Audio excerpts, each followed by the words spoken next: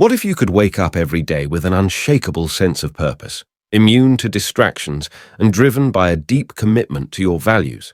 Sounds too good to be true, right? In today's hyper-connected world, where our attention is constantly under siege and our goals can easily be drowned out by noise, cultivating true self-discipline feels more elusive than ever. But what if the secret to mastering your mind and actions was hidden in the words of a Roman emperor who lived nearly 2,000 years ago? Marcus Aurelius wasn't just a ruler of one of history's greatest empires. He was a philosopher, a student of Stoicism, and a man relentlessly committed to personal growth. Amid war, political turmoil, and immense personal responsibility, he turned inward, using Stoic principles to remain grounded, focused, and virtuous. His private journal, later known as Meditations, is more than just a historical relic. It's a manual for inner strength.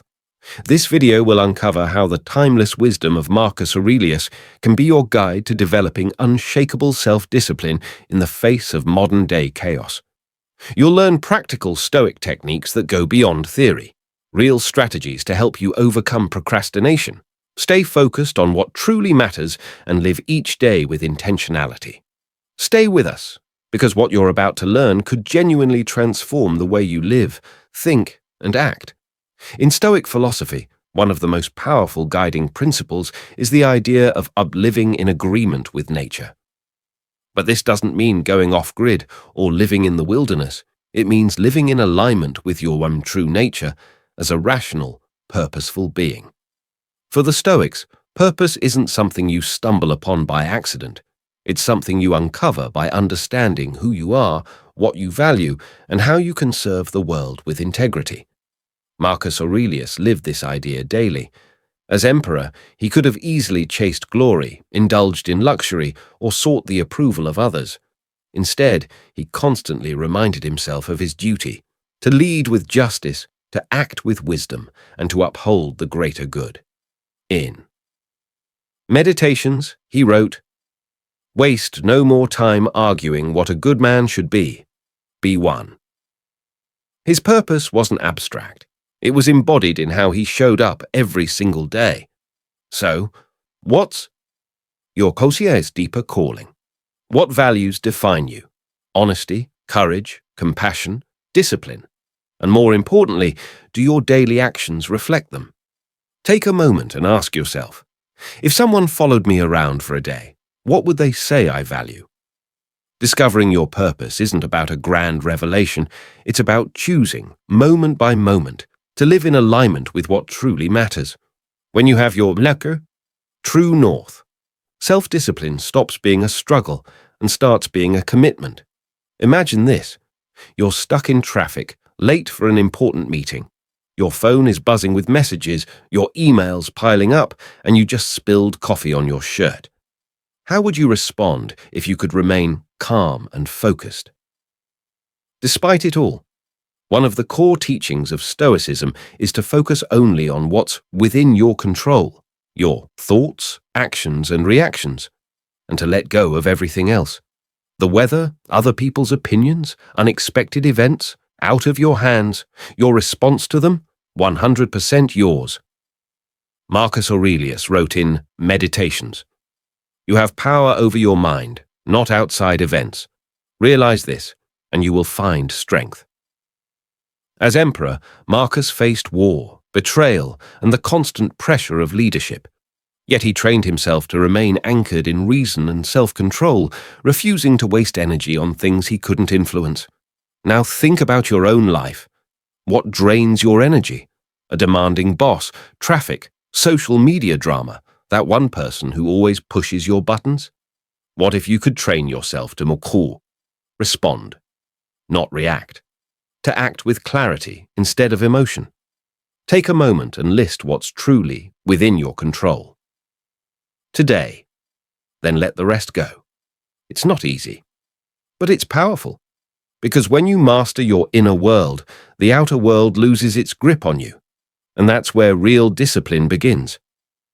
Think back to the toughest situation you've ever faced. Maybe it was a loss, a failure, or a time when life felt completely out of your control. Now ask yourself, What if that experience held a hidden gift? What if it was shaping you, not breaking you? Stoicism teaches us to appreciate life as it is, not as we wish it to be. It's about accepting what happens, not with passive resignation, but with a mindset that looks for growth in every obstacle. The Stoics believed that every experience, good or bad, can be fuel for character, wisdom, and strength. Marcus Aurelius, even while enduring illness, political pressure, and personal loss, wrote in Meditations, "To love only what happens, what was destined, no greater harmony." He didn't just endure hardship, he practiced gratitude for it. He saw life's challenges as part of a greater design, opportunities to exercise courage, patience, and resilience. So how do we bring that mindset into our own lives? Start simple. Keep a gratitude journal. Every morning or evening, write down 3 things you're thankful for, no matter how small. Or pause during your day and just notice one thing you often take for granted. Gratitude isn't about pretending everything is perfect. It's about shifting your focus from what's missing to what's meaningful. And with acceptance, you stop fighting life and start flowing with it. Think of a recent failure, setback, or painful moment. Maybe it left you frustrated, embarrassed, or even questioning your path. Now ask yourself, what if this isn't the end of the story, but the beginning of your transformation? The Stoics believed that adversity isn't something to run from, it's something to lean into.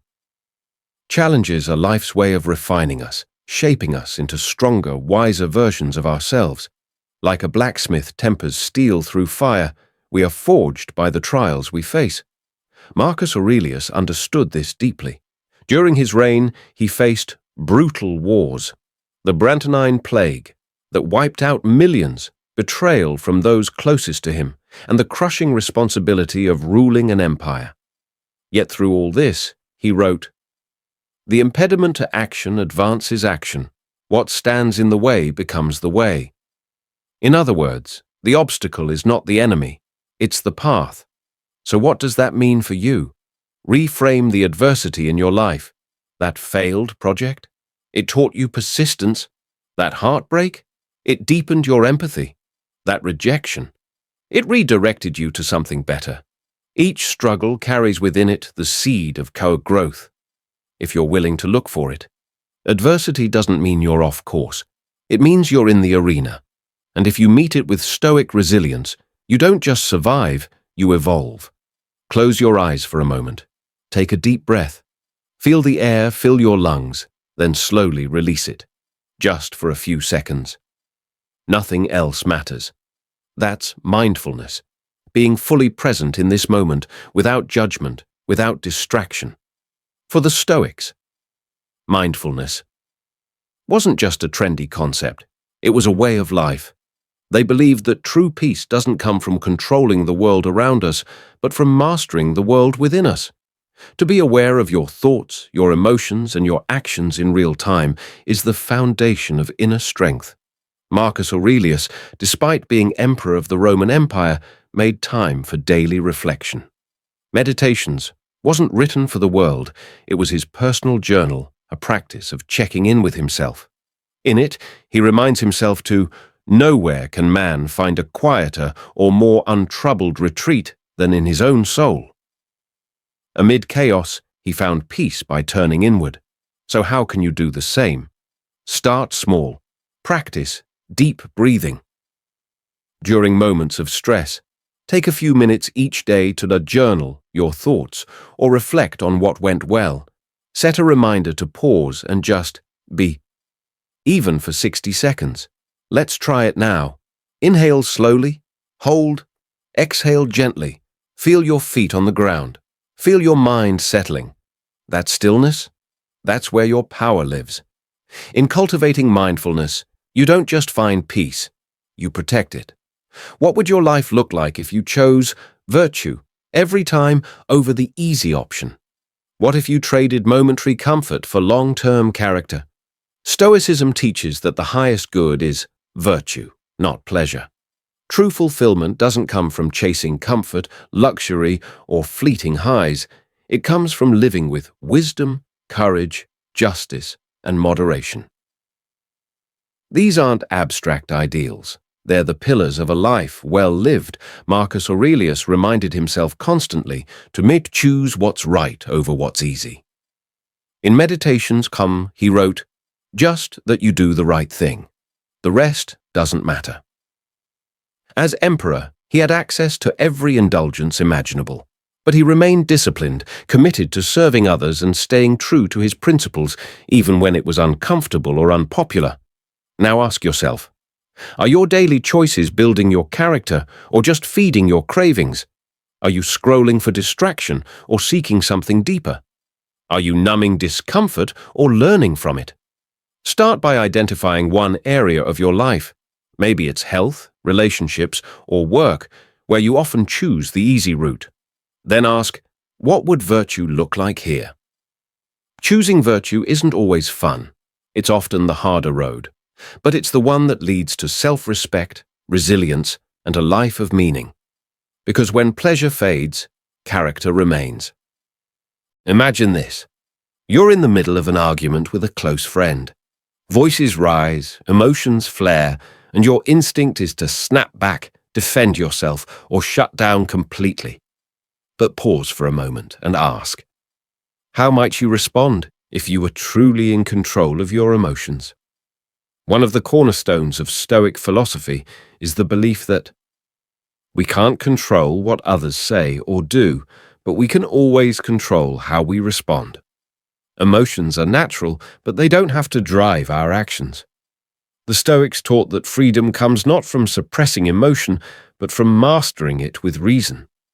Marcus Aurelius, who faced constant criticism, betrayal, and political pressure, wrote, "If you are distressed by anything external, the pain is not due to the thing itself, but to your estimate of it, and this you have the power to revoke at any moment." In other words, your response is your responsibility. So how do you gain that control? Start with awareness. In a heated moment, take a deep breath. Pause. Ask yourself, is this worth reacting to? Am I responding with wisdom or impulse? You can also try reframing. View the situation from a broader perspective, or ask what a calm, rational version of yourself would do. The goal isn't to suppress your emotions, it's to rise above them. Because when you control your reactions, you stop being a slave to circumstance and start becoming the master of your life.